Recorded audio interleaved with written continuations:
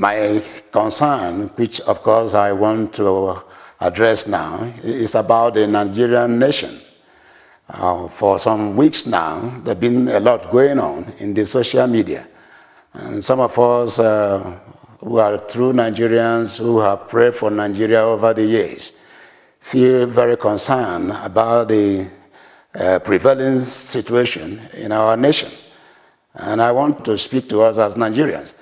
And let me begin by saying that it is important that every one of us have this understanding that the destiny of Nigeria is absolutely in the hand of the Almighty God. No matter what anybody does, no matter what any ethnic group may try to do, long time ago, we committed the nation of Nigeria into the hands of the Almighty God. I can tell you as far back as the early 80s, when we were still students and operating as a Christian union in the campuses. So let's have this understanding. There is nothing any of us can do to change the destiny of Nigeria. Whatsoever is going to happen to Nigeria today is something that is ordained by God. Having said that, let me now talk about this clamor for independence from the different groups in Nigeria. I listened to a post that someone sent to me concerning the declaration of the Arewa group in the northern Nigeria, asking the Igbos to leave the northern parts of Nigeria as from 1st of October 2017. I listened to all that they said. I know that as an Igbo man, I possibly can pick offense. Yes, they said some things that were quite bad. But of course, those of us who are Igbos, you must also understand that even when a perceived enemy speaks, that you don't throw away what the enemy is saying. There was some truth in what they said about us, the Igbos. And it is important that we take note and make sure that we change those elements, those things that are negative about us. And I will not, because I'm an Igbo man, pretend that we are all doing well. The reality is that some, we may be few, there may be very few, are very evil, greedy, and want to get virtually anything and everything. Having said that, the Northerners themselves must not in any way play angels. They are not. The situation in Nigeria is obvious. This year I'm 58 years, so I know. I lived in the North, so I know the truth in Nigeria. That so much of corruption has been perverted by some northern element, particularly the political elite. So we are not in any way going to bury our heads like the ostrich, bury our heads in the sand. We have got to rise up as Nigerians and challenge the injustices.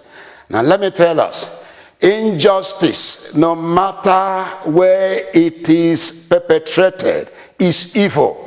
It doesn't matter the region, it doesn't matter the segment in the society. Any form of injustice is evil. And we must understand that evil pays back. It doesn't matter how long it takes. Evil will eventually pay back. And so let's come to reality and face situations the way we should. I feel so much for our young generation, the young generation of Nigerians.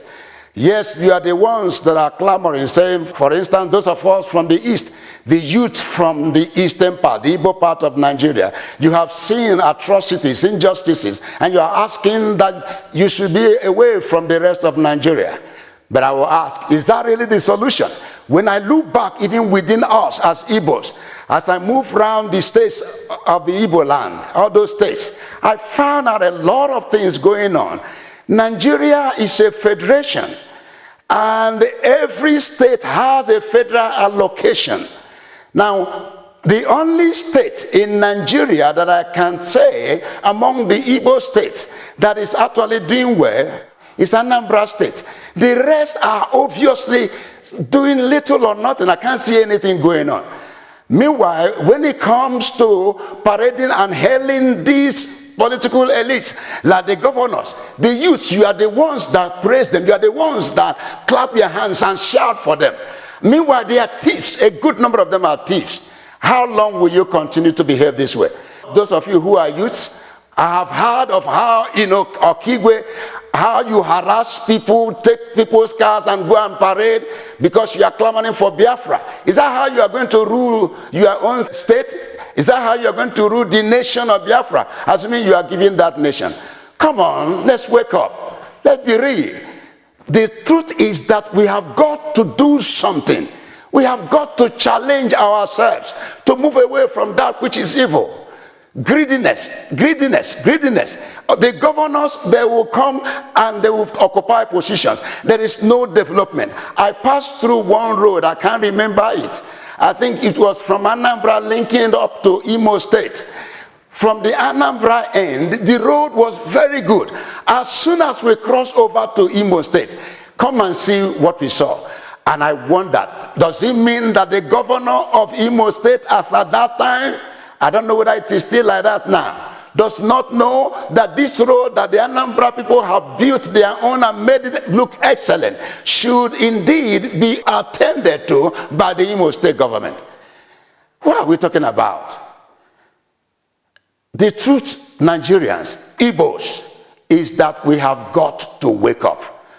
Let the youth mobilize themselves in the right way.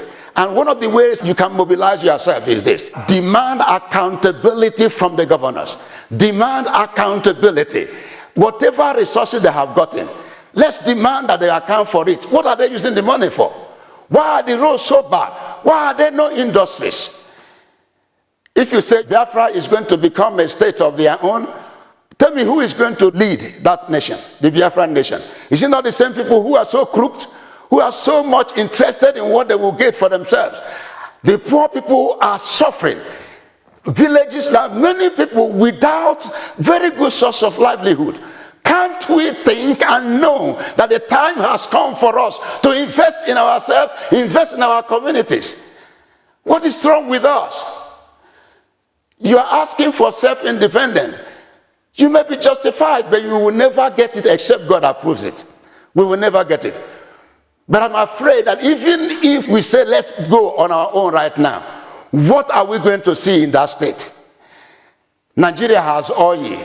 Yes, the Easterners, as it were, both those from the south and the southeast, you have oil. But what are you doing with it? If they leave you with the oil, the price is going down, and let us understand, oil will finish one day. What are the preparations that we are making to ensure that when there is no oil, that the state of Nigeria or the state of our nation, whatever it is, continues to move on? There are no industries. What are we talking about? Why will we not wake up and rise up and begin to do things so that our children and children can look back at us when we lived and say, thank God that our fathers, our mothers did ABCD. So the answer for me is not this self-independent that we are clamoring for. If you want that, prepare yourself for it. Prepare yourselves. We have so many crooks, thieves, call them thieves.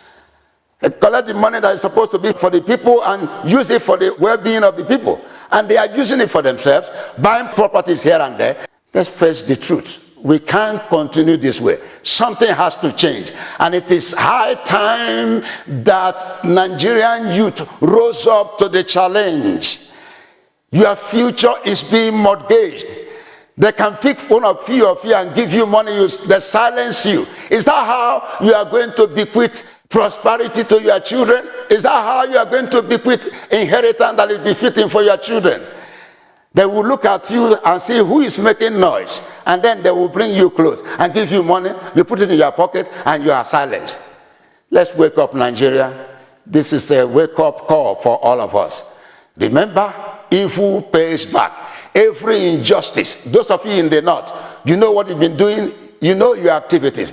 Of course, I know that even in the north, there are injustices perpetrated against some other groups there, because the north, understand very well, you are all not one. You are not one. You are not united.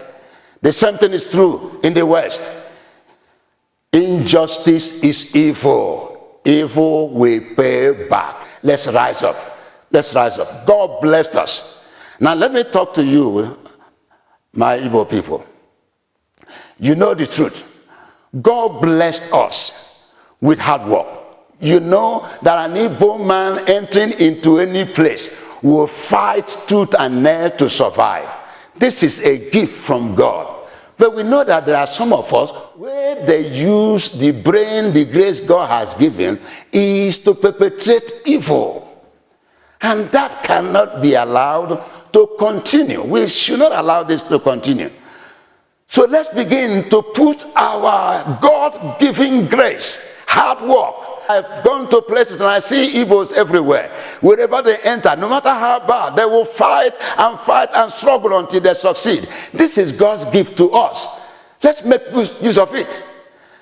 And let those who are bringing us bad names be made to stop it. Let's bring them to book, mark them, and ostracize them. As I was growing up, I saw that the Igbos had ways of treating those who are evil. They will banish them from the community. They will ban them from coming home anymore.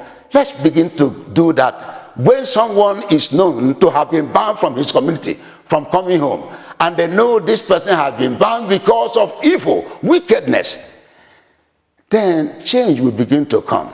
So let's face the fact.